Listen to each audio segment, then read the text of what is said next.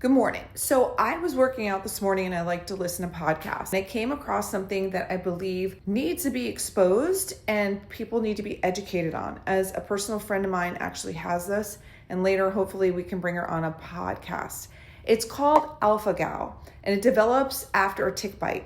It's most commonly from a long star tick in the United States. So it could be a very serious event. As we all know, everybody knows about Lyme disease, but this is different. So this alpha-gal molecule actually creates a response to eating certain foods 2 to 6 hours afterwards that come from an animal. So AGS is an allergy to alpha-gal galactose A13 galactulose. It's a sugar molecule found in most mammals, but not in humans. So when a tick hearing alpha-gal and its saliva bites you, your immune system may begin to produce IgE, these antibodies. So these antibodies later on, when you go to eat red meat or certain mammal products, it could be even dairy products, anything derived that's from an animal, your immune system reacts. So what in the world? So possibly all that intestinal upset, inflammation. You can have so many tests. We can check your gut biome. We can see what's going on. You may have hives, itching, flushing. You may have swelling of the lips, the throat. You can have even issues with your breathing, shortness of breath, stomach pain, diarrhea, nausea, vomiting, dizziness, fainting.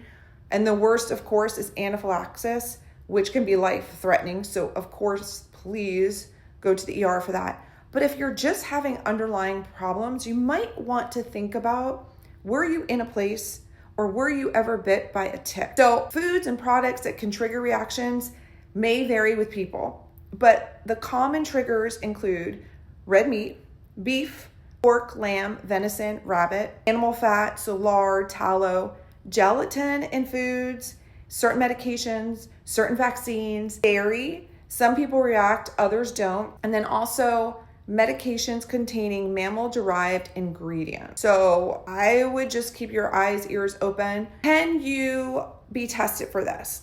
Is there just a random test or is there a specific test? Yes. The standard way clinicians evaluate for AGS is a blood test that measures the IgE antibodies of alpha-gal.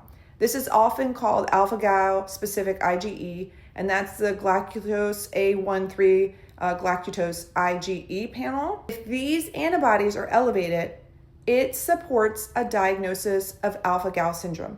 If you have more questions, you want to learn more about it, you can reach out to me at yourvipdoctor.com and we can do some blood work on you. We can also go a little bit further and see if it's something else. Now, I did the epigenetic hair follicle test on this specific person and the results were incredible. So reach out to me and hopefully I can get her on the podcast soon. Talk to you soon. Bye.